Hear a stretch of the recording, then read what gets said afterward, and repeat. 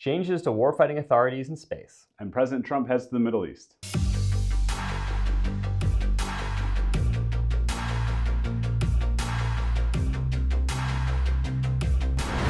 I'm Aaron Mehta. I'm Lee Farron. Welcome to The Breakout. Lee, we're going to start today with a complex story that our Teresa Hitchens has put up. Yeah, and we're going to go ahead and warn you right off the top.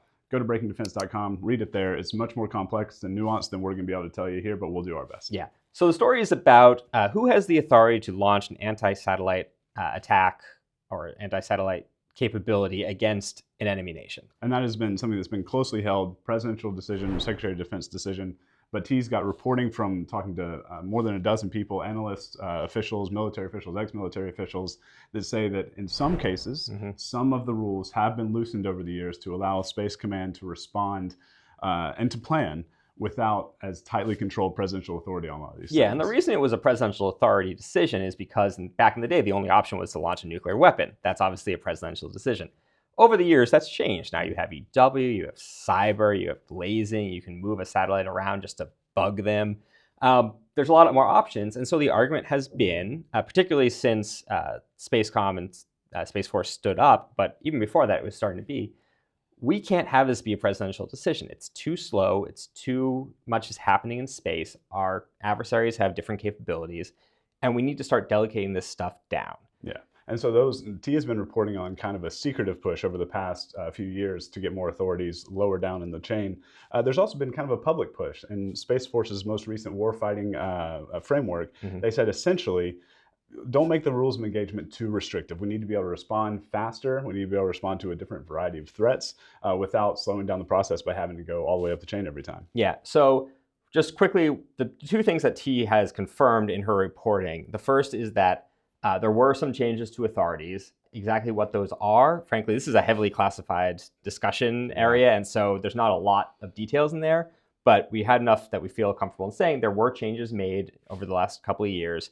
And then on record, actually, from John Plum, who's a former top OSD space official with the Biden administration, he talked about how this has actually changed their warfighting ability to make warfighting plans. Right. And that matters. It's wonky, but it matters because it essentially means that when the president gets a plan delivered to his desk, it organically includes the counter space options in a way that they couldn't before, because you'd have to have everyone off in kind of a cell. I mean, there was famously a talk where a 4-star was talking about how he has to kick all the 3-stars out of his office to even talk about this stuff. That's now changing. And the idea is, again, we don't have the time in 2025 and beyond to be as slow and reactive to this stuff as possible. So options need to be on the table. You expect those war games to be a bit more comprehensive now that they conclude all that. But again, we're not totally doing the story justice. Go to breakingdefense.com, read the full report by our Teresa Hitchens. It's a good one. All right, so when we come back, we're going to talk about President Trump's visit to the Middle East. At Leonardo DRS, our agility helps bring the ability to dominate in any scenario, on any platform, helping our warfighters accomplish the mission and get home safely. Leonardo DRS, our agility, your advantage. So President Trump is heading to the Middle East this week, and we're expecting some defense news, particularly out of his Saudi and Qatari visits. Right. In Saudi Arabia, during Trump 1, Trump announced a big defense deal with Saudi Arabia for billions of dollars. Wasn't exactly what it was advertised? Yeah, a lot of what was in that package, which was announced, I believe, $100 billion, at the time was actually stuff that had already been bought by Saudi Arabia or agreed to.